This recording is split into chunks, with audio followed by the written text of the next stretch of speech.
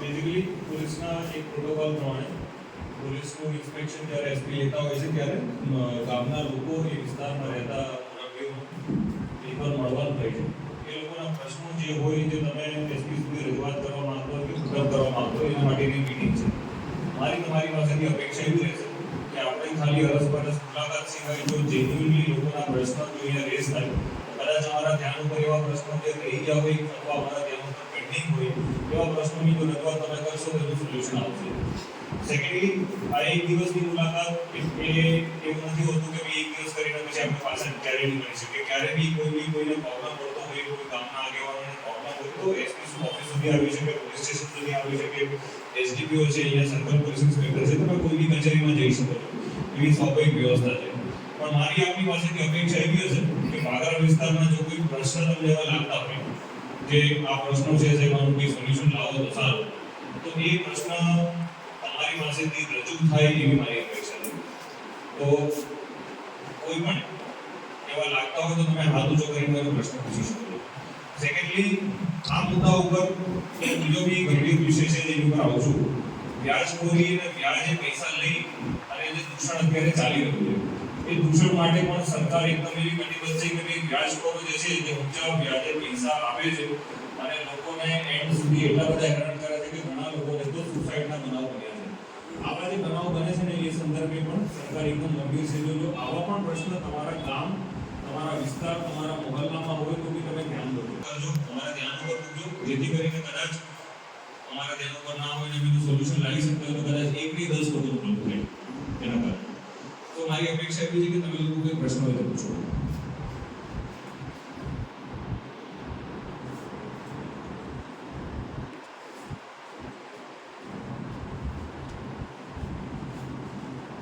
પાછળ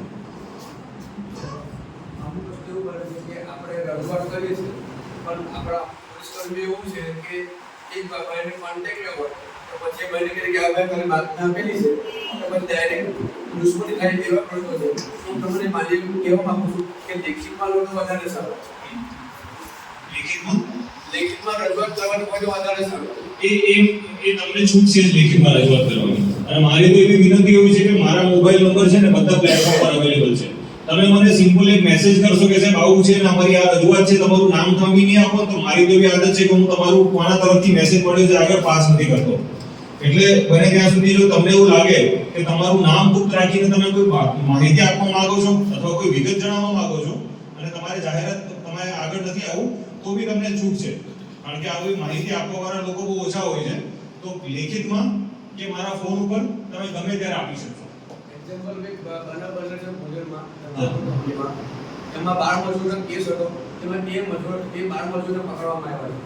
હવે પરિપત્ર સરકારનો એવો છે કે 1 જુલાઈથી જે પરિપત્રના આધારે જે 12 મજૂર જે કરતા હોય એમાં જે કેસ લાગુ પડતો હોય એમાં જે કલમો અમારે જે ઉમેરાઈ છે 27 તારીખે રેડ પાડવામાં આવી શ્રમ અધિકારી દ્વારા અને 12 મજૂરો પકડાયા.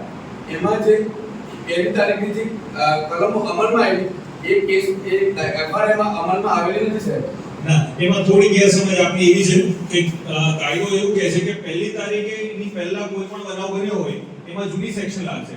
હજી બી સમજી લો કે તમારું વાહન ગયા મહિનાની 25 તારીખે ચોરાયું હોય અને તમે આજે એફઆઈઆર કરો તો જૂની સેક્શન પ્રમાણે એફઆઈઆર થાય. નિયમ એવો છે. એટલે ગયા મહિનાની અંદર 1 જુલાઈ પહેલાના કોઈ પણ બનાવ હશે, કોઈ પણ કૃત્ય હશે એમાં જૂનું સેક્શનો લાગશે. 1 તારીખ પછી કોઈ બી અમલ થયેલી વસ્તુમાં દાખલા તરીકે આજ રેટ 1 કે બીજી તારીખે થયો તો નવી સેક્શન લાગે. પણ એની પહેલા થઈ હોય 30 તારીખે બી થઈ હોય તો 30 તારીખે જૂની સેક્શન જ લાગે એવો નિયમ છે. એટલે એ સેક્શન જો જૂનામાં લાગ્યું હોય બરાબર છે. Good morning sir. Good morning. આ લોક દરબાર પહેલા પણ ભરાયેલો છે. વાગરા તાલુકો જીઆઈડીસી ખાસ પબ્લિકની અવર જવર છે, ટ્રાફિકની સમસ્યા છે.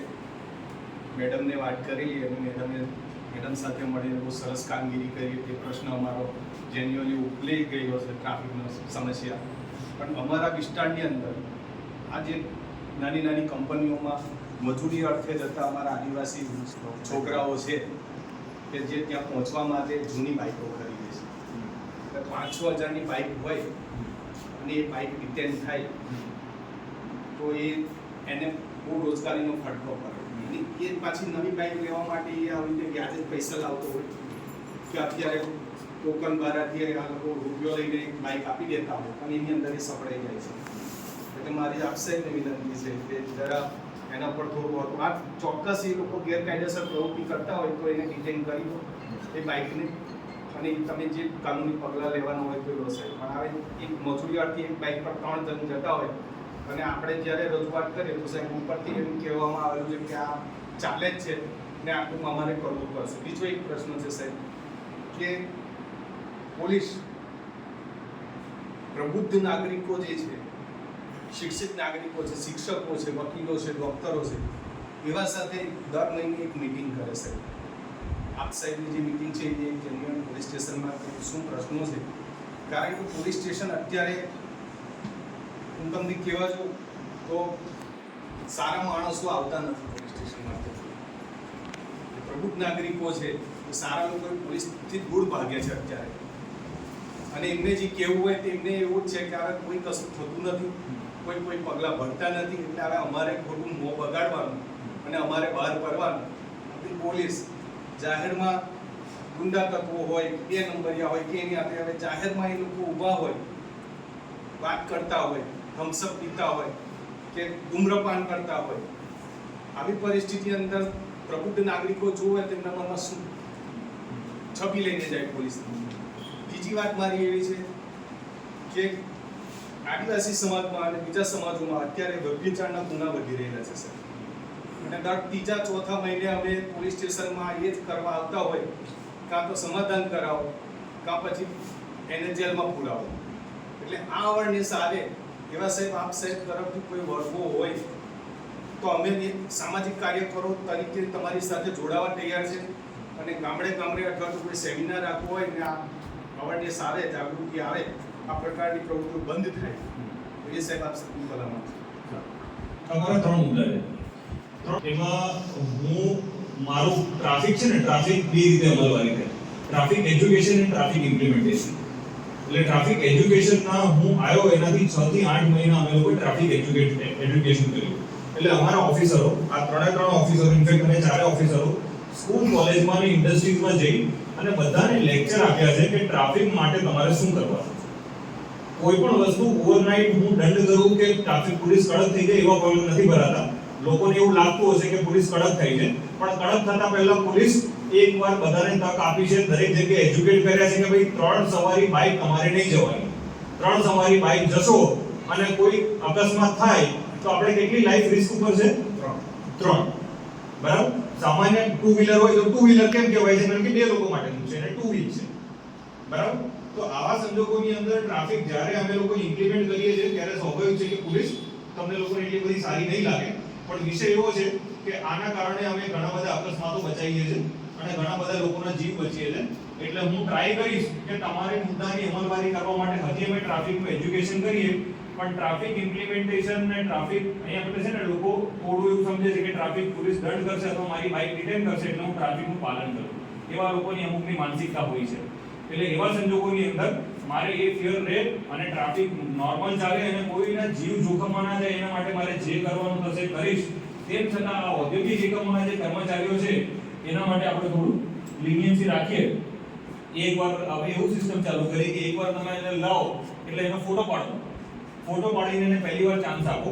એ જ વસ્તુ જો બીજી વાર કરો તો ડિટેન કરી લઈશું. બરાબર. બીજો વિષય